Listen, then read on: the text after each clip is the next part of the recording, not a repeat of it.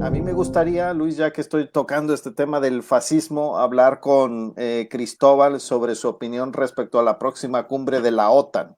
Estos posicionamientos que están teniendo los líderes de izquierda, o no posicionamientos, ¿no? Como Alberto Garzón, Yolanda Díaz, que no saben si van a asistir o no a la próxima cumbre de la OTAN, o Enrique Santiago, que dice que si formamos parte de la OTAN hay que cumplir los acuerdos. No sé qué te parece, Cristóbal, el posicionamiento de los líderes de izquierda. Todo lo que estamos asistiendo en nuestros días es una ceremonia de la confusión. Parece, nosotros incluso tenemos un artículo en el que pusimos una gallina sin cabeza porque uno dice una cosa, el otro dice otra y tal, pero en realidad era más bien un recurso gráfico porque tiene su sentido. El sentido es que se está intentando, estas organizaciones políticas que están en el gobierno están intentando engañar a la población y concretamente engañar a sus votantes, ¿no? A la gente que confió en ellos y tal. Nosotros tenemos un artículo en el que precisamente narramos ese tema, ¿no? Tenemos varios, ¿no? Uno en cómo el tema de las direcciones de Izquierda Unida y el PSE y en general de Unidas Podemos, en este momento están protagonizando este engaño vil, porque es vil, al conjunto de la población y a sus votantes, porque por un lado están comprometidos de facto con la OTAN, esa es la realidad, están en el gobierno y ayer Alberto Garzón decía, nos sentimos muy cómodos dentro de este gobierno cuando le preguntan sobre eso, cuando le preguntan si van a ir o no va a ir, es un insulto a la inteligencia decir, no sé, no tengo la agenda, o sea, un ministro no tiene agenda, cualquiera tiene agenda y sabe lo que tiene que hacer hoy, mañana y pasado, pero un ministro más. O Yolanda Díaz dice es que no pude ir porque tenía una cita en el médico. Otro insulto muy grave a la inteligencia. O sea, claro, es que la ministra no le pueden cambiar la hora del médico. Entonces, si no va, tiene que esperar 4 meses como nosotros a que no tenga otra hora. Están insultando a la gente, están engañando a la gente. Pero fíjate, están dentro del gobierno, Totalmente. están comprometidos con la cumbre y al mismo tiempo Izquierda Unida está organizando una cumbre por la paz y contra la OTAN. O sea, soplando y sorbiendo, como dice, al mismo tiempo, ¿no? O sea, es un engaño muy grave el que están cometiendo. Y les voy a dar a todos los que nos escuchan una información que no se sabe, pero que es muy grave y que puedo asegurar al 100% porque nuestras fuentes no solo están bien informadas, sino que son activistas y están participando. Desde hace unos meses se está intentando organizar, precisamente hay una asamblea contra la OTAN en Madrid y se está intentando organizando esa contracumbre de la OTAN. Bien, en esa contracumbre desembarcaron personas de Izquierda Unida y del PSE y según nos cuentan estas fuentes que están ahí, lo que han intentado hacer, primero cooptar la asamblea para edulcorar esa iniciativa, por ejemplo, queriendo imponer que no se hable del incremento del gasto militar que está poniendo en marcha el ejército. Incluso algunos llegaban a decir que no había que hablar de las bases militares de Estados Unidos en el Estado español porque eso era una cosa antigua. Es decir, en definitiva, y de alguna manera están boicoteando esa iniciativa. Y esa iniciativa ahora está en una situación peliaguda, yo no quiero decir nada más, y ojalá que salga adelante, pero está en una situación peliaguda, es posible que se rompa, que unos vayan por un lado, otros vayan por el otro, porque estas personas que están implicadas en sus organizaciones, al mismo tiempo están metidas ahí y están haciendo esta labor de zapa, esta labor de ir quitando la arena debajo. Fíjense lo grave que es esto, ¿no? La consecuencia de esto es que se está intentando poner en marcha un movimiento anti-OTAN, porque no lo hay en este momento y hay que volverlo, y la consecuencia es que no puede no reconstituirse este movimiento social, real, autónomo contra la OTAN por esa labor que se está haciendo, ¿no? Y no es nuevo esto. No es nuevo porque la desmovilización y el desencanto ya lo provocó Podemos cuando llegó al gobierno diciendo que eran representantes del espíritu del 15M y después adaptándose totalmente al sistema y siendo como una muleta del PSOE. Esto no es, o sea, ni es casual y requiere un análisis. Yo no quiero extenderme mucho, si quieren hablen ustedes y yo voy si les interesa, daré mi opinión acerca de No, las no, por favor, consecuencias que se pueden Cristóbal. expresar sobre esto. A nosotros nos escuchan mucho. O sea que Adelante, por mi parte, Cristóbal, es un placer sí, sí, escucharte sí. hablar sobre esto.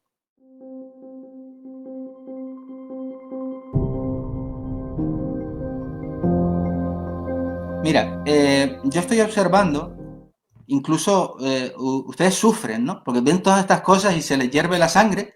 Claro. Y ayer estaba oyendo a Roberto, pero esto es increíble, pero esta gente que está haciendo, ¿no?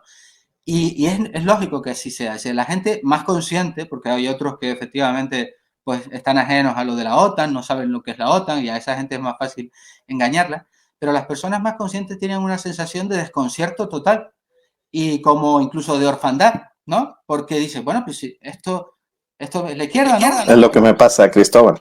O sea, ¿y qué hacemos, no? O sea, incluso ayer Roberto, que yo los estaba escuchando, yo los escucho, dice, ¿pero esto qué es? Entonces, si votamos a Unidas Podemos, ¿vamos a votar a un gobierno pro-OTAN? Y yo estaba escuchándolo con los auriculares y decía, pues sí, Roberto, sí. Lamentablemente sí. Pero sí, fíjate, sí con seguridad. Sí con seguridad. O sea, si ellos tuvieran mayoría absoluta, tampoco saldrían de la OTAN. ¿Por qué? Por lo que yo te comentaba en la otra intervención que tuvimos, ¿no?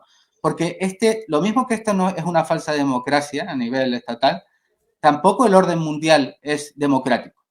En el orden mundial hay potencias que mandan, en este caso en Occidente, Estados Unidos, y hay países vasallos. Y el Estado español es un país vasallo.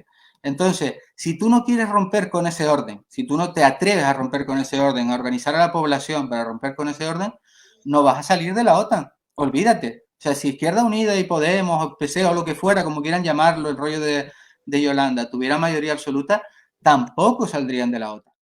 La cuestión es que este desconcierto que usted estaba manifestando se produce porque de repente da la impresión de que no hay salida, ¿no? No hay salida. Entonces, votamos a la izquierda, o a la izquierda entre comillas, o bueno, votamos a la derecha, pero fíjense que esto es muy viejo. Esto es lo que nos viene pasando en los últimos 40 años con el PSOE. Y si te vas más allá, es lo mismo que está sucediendo en muchos otros países con gobiernos que dicen que van a reformar cosas y luego no reforman nada, como en América Latina. Es decir, no quieren romper con el sistema capitalista, llegan y prometen, bueno, Argentina, Chile, que ahora está remilitarizado con Boric, las zonas de los mapuches. Y la lista es interminable, la lista es interminable. Entonces la gente es un círculo vicioso. Votan a estos gobiernos que dicen ser reformistas, confiando que cambien algo. No cambian nada. Hay un agotamiento. Votan a la derecha tradicional. Uy, qué mala es la derecha tradicional, que lo es. Ah, bueno, votamos otra vez al reformista. Y es un círculo vicioso. Un círculo vicioso. La explicación está ahí delante de nuestras narices. ¿Por qué no la vemos o no la podemos aceptar? Porque estamos pensando conforme a un sentido común impuesto, que es el propio sentido común del sistema. ¿Cuál es ese sentido común? Bueno, desde los años 70 hasta la actualidad, ese sentido común dominante ha borrado por completo, incluso de las posibilidades más remotas, el hecho de que sí, históricamente en el siglo XX se planteaba, y en el siglo XIX, una alternativa a esta realidad. Una alternativa que justamente el PSE, a partir de los años 70, abandona. ¿Cuál era esa alternativa? Pues superar el sistema capitalista y construir otra cosa distinta. Hoy eso se presenta como si fuera algo utópico. Utópico, pero, vale, ya viene este es muy antiguo, que me están contando. Pues fíjense, pero fíjense qué paradójico, que no se considera utópico, en cambio, recrear la ilusión de que esto que se llama izquierda, que está formado por las mismas organizaciones que están haciendo todo esto, pero no solo lo de la OTAN, es decir, la contrarreforma de las pensiones, una reforma laboral que, como yo te decía el otro día, aplaudió el think tank presidido por José María Aznar, etcétera, etcétera, etcétera. Estas organizaciones que solo aspiran a gestionar el capitalismo y que hacen esto, no se considera utópico pensar que si les votamos en la próxima, entonces sí van a hacer otra cosa. Que Yolanda, que está diciendo mandando armas, o está conforme en mandar armas al batallón nazi Azov, y está plenamente integrada al gobierno, va a ser otra cosa. Esta es la fantasía, esta es lamentablemente el círculo vicioso en el que estamos metidos. Y la alternativa, sinceramente, la alternativa no es votar. Es decir, la cosa no va a cambiar porque vayamos a votar. La alternativa es organizarnos. Y esto tampoco es una cosa abstracta. En las cuestiones concretas, que la gente dice, sí, pero yo tengo problemas concretos. Bueno, las cuestiones concretas, hoy, ni siquiera cuando había más organización. ¿Quién ha conseguido paralizar desahucios? ¿Quién ha conseguido que familias que iban a ser expulsadas se queden en sus casas? ¿Unidas Podemos con ese decreto que no se cumple? No. las organizaciones y los sindicatos de inquilinas y de inquilinos. En Tenerife ahora, que yo te comenté que iban a echar a 48 familias, no las van a echar por Unidas Podemos, por el gobierno progresista, no, por la organización popular, que se plantaron allí, que acamparon allí y que decían, cuando vengan los de Desocupa, me dirán 2 metros y serán todos los matones que tú quieras, pero de aquí no nos mueven. Y ellos consiguieron paralizar eso. Y es lo mismo en el sindicato de inquilinas que en cualquier otra cosa. Entonces, la alternativa no es volver a votar lo mismo, aunque yo sé que va a suceder. La gente que se considera progresista va a votarlo y los de derecha van a votarlo, pero no va a cambiar nada. La alternativa es organizarse. ¿Y dónde? En el barrio, en la universidad, en tu puesto de trabajo de manera alternativa, si el sindicato es un sindicato amarillista como los que tenemos, y creando esa organización que nos permita defender lo más básico, que nos permita revertir, cómo vamos perdiendo poder adquisitivo, cómo vamos perdiendo derechos, cómo vamos perdiendo de todo. Y más adelante, cuando esas organizaciones tuvieran fuerza, entonces habría que plantearse la posibilidad de ir al Parlamento como un lugar más de lucha, no como el lugar fundamental donde se van a cambiar las cosas. Eso, de momento, está por hacer. Lo que vamos a tener nuevamente, pues, son las peleitas entre esto que llaman izquierda y que ya tú ves la política que hacen y la derecha tradicional. Sobre todo necesitamos que estas organizaciones sean, desde mi punto de vista, independientes del poder electoral. Es decir, a mí me parece bien votar izquierda, porque creo que nos va a ir a todos mucho mejor con izquierda que con cualquier otra cosa. Y, por supuesto, cuando hablo de izquierda no hablo del PSOE, pero creo que efectivamente necesitamos una fuerza social, como tú bien dices, Cristóbal, que sea independiente de esas fuerzas políticas y que tenga capacidad de presión de las fuerzas políticas. Porque en el momento en el que las fuerzas sociales quedan subsumidas en las fuerzas políticas, se acabó. Claro, en el momento en el que al partido político de turno ya no le interesa porque tiene su interés electoral, a partir de ahí ya el movimiento social está muerto, ¿no? De esto yo creo que se ha percibido claramente cuando Unidas Podemos ha entrado en el gobierno, como la desactivación social ha sido salvaje. Entonces, los movimientos sociales tienen que estar siempre, desde mi punto de vista, al margen de los movimientos electorales o políticos, ¿no? Creo que tienen que ser dos dimensiones diferentes, de tal forma que el poder social pueda presionar al poder político. Pero si el poder social está subsumido por el poder político, si los líderes sociales forman parte incluso del poder político o el poder político pone a los líderes sociales, pues ahí creo que es donde nos caemos del caballo, ¿no?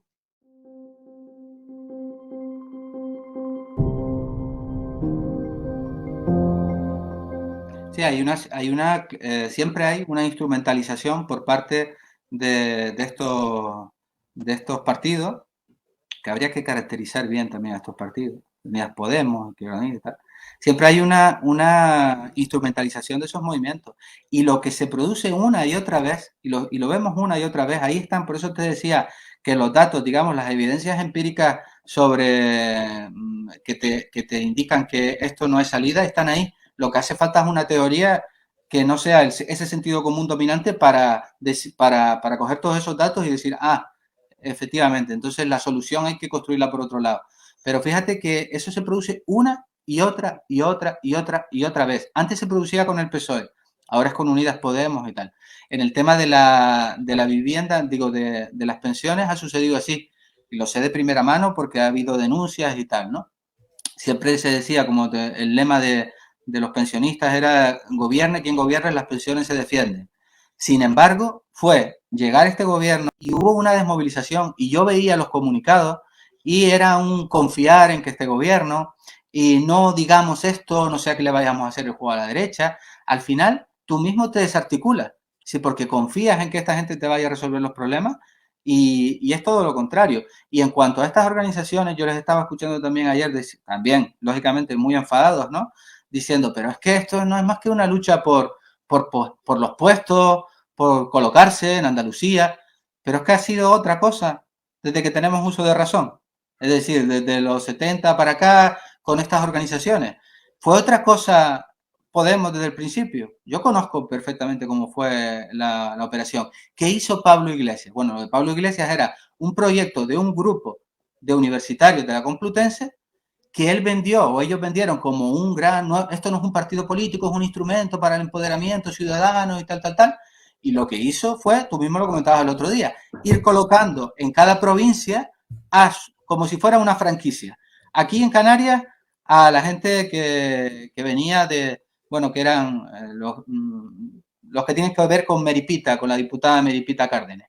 A estos los coloco aquí, a aquellos los coloco allá, allí, y fue colocando y de manera que desarticulaba realmente los círculos. Los círculos, es verdad lo que tú decías, generaron una gran ilusión, pero los círculos nunca tuvieron poder. ¿En qué sentido? Para que eso sea realmente democrático, el círculo tiene que ser soberano. Es decir, el círculo tiene que tener la posibilidad de tomar decisiones en el ámbito que le corresponde. Si es local, pues en la ciudad. Si es autonómico, pues en la autonomía. Y de ahí ir subiendo las decisiones hacia un órgano estatal coordinador, ¿no? Nunca fue así, porque le dijeron que las decisiones que se tomaban ahí, esto es así, esto no me lo invento, no podían tomarse decisiones autónomas, sino que lo que había que hacer era votar por Internet, y que lo que se decidía es lo que se votaba por Internet. Fíjate entonces lo que sucede. Tiene el mismo, teóricamente, la misma potestad una persona que va al círculo, que se implica, que trabaja, que es la que debería poder votar, que yo por Internet. Yo me suscribo y por Internet, sea Podemos, antipodemos, del PP o del PSOE, yo voto lo que me dé la gana. Y lo que sucede cuando se vota por Internet, eso se vendía como que era muy, muy democrático, es todo lo contrario. ¿Qué gana por Internet? ¿Qué propuesta gana por Internet? Obviamente, la propuesta que tiene más exposición mediática. La propuesta avalada por Pablo Iglesias. Y no es extraño que cuando hacían las votaciones decían el grupo apoyado por Pablo Iglesias. Y ese grupo siempre ganaba. Y las propuestas que ganaban eran las que estaban por Pablo Iglesias. Entonces, ese fue el propósito de ellos. Y vamos a decir las cosas claras para que la gente lo sepa, sobre todo las bases que le puedan quedar a estas organizaciones, que sean personas, que yo no lo dudo, con ganas de cambio y que estén ahora todos sorprendidos. Por supuesto. Es decir, toda la gente de Izquierda Unida o del PSE y tal, que está ahí, que no gana nada, porque no gana nada, y está yendo lo poco que queda y va a pegar un cartel y tal, ¿por qué está? ¿Por su interés? No, está por una cuestión de convicción. Ahora, las personas que están ahí en los puestos están para mantener sus puestos, ya sea de diputado, ya sea de asesor, que tienen así de asesores en Unidas Podemos, y esa gente, no lo duden, lucha por mantener su puesto. Y eso es lo que hay detrás de estas organizaciones. O sea, por eso vemos lo que vemos cuando llegan las elecciones, esa pelea por colocarme yo, por colocarse el otro, por las cuotas de poder y tal. Y al final vemos que no hay otra cosa, ¿no? Por eso yo insisto, hace falta primero organización popular y después habría que empezar a organizar otra cosa que yo, francamente, con esta gente no confío que suceda. Una organización que quiera cambiar, una organización que, bueno, me atrevo a decirlo, que se plantee, que sea revolucionaria y que quiera cambiar esta sociedad, que no va a ser mañana, ya lo sabemos, no somos tontos, no estamos diciendo hay que ir con tirachinas al Palacio de Invierno, boberías que son las típicas que te dicen cuando planteas estas cosas básicas. No, no va a ser mañana ni pasado, pero no será nunca si no empezamos a organizarnos. Esa es la cuestión. Sí. Roberto. Cristóbal, una más. La última de Roberto, porque sí. tenemos que cerrar, pero Cristóbal, encantado de tenerte aquí y espero que venga muchas veces porque me encanta. Oye, Cristóbal. Pueden encontrar con nosotros y cuando no puedo les escucho con mis auriculares.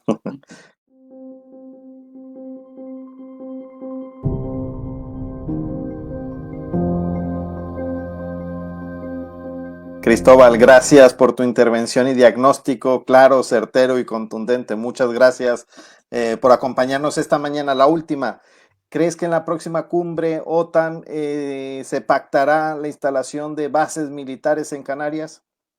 Mira, la cuestión, yo ya estoy muy al tanto, lógicamente, por la cuenta que nos trae de este tema, y ya las últimas declaraciones del ministro Álvarez eran diciendo, no, si no vamos a poner una base, es solo estar preparado por si hace falta una base.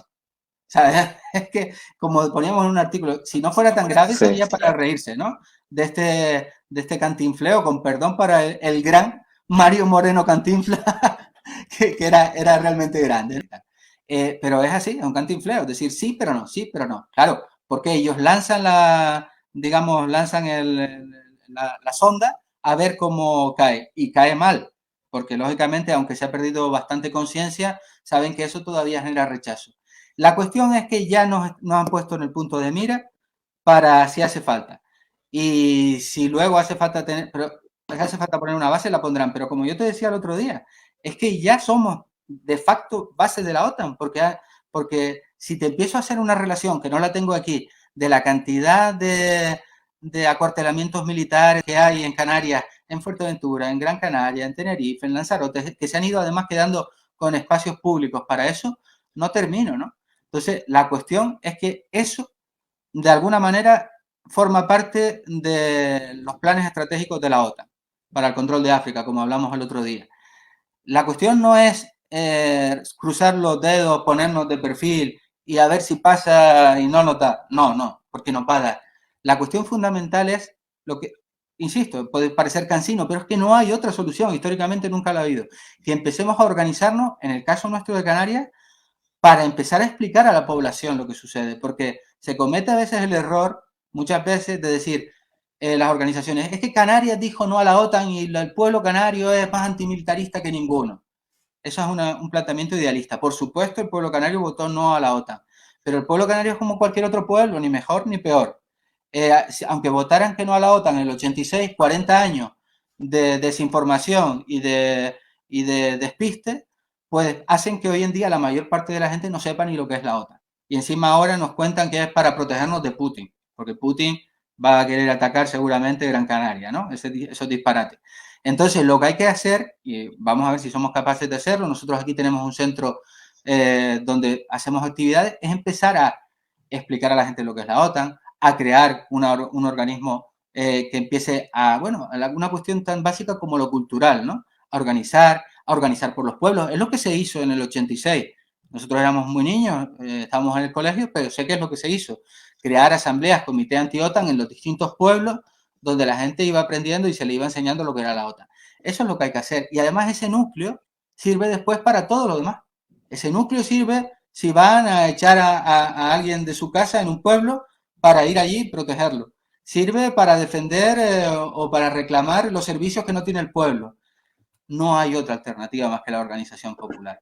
Quien te diga otra cosa, yo me acuerdo de Pablo Iglesias que sinceramente les voy a recomendar, aunque está mal, un vídeo que yo hice en el que contaba lo que decía hoy, lo que decía mañana, lo que decía hoy, y dependiendo del momento es revolucionario, es socialdemócrata, vuelve a ser revolucionario y tal. Él que sabe cómo funciona el mundo, pero sinceramente creo que es una persona sin principios, es decir, amoral. Él decía una vez, para enaltecer a las masas, es mentira, decía él, que la política se haga en los parlamentos, la política se hace en los barrios, en los pueblos, tal. Bueno, pues eso que él decía, sin querérselo mucho, es la verdad. Porque luego él decía, 2 días después, decía en un encuentro que tenía lugar en la universidad, decía esa tontería que decíamos cuando éramos de extrema izquierda, de que la política se hace en los pueblos y en los barrios, mentira. La política se hace en las instituciones. O sea, fíjense, ¿no? Esto lo digo porque ahora Pablo Iglesias vuelve a ser revolucionario en la base, en el puesto que estaba, pero no lo era cuando estaba en el gobierno. Entonces, la política sí se hace en los barrios, en los pueblos, en los centros de trabajo, y a partir de ahí, si tienes una base social, puedes ir al Parlamento, pero no pensando que el Parlamento te va a solucionar nada, ¿no? Y con lo de la OTAN, muchas gracias, Cristóbal. Gracias, Cristóbal. Nos vemos, Cristóbal. Contamos contigo, ya lo sabes.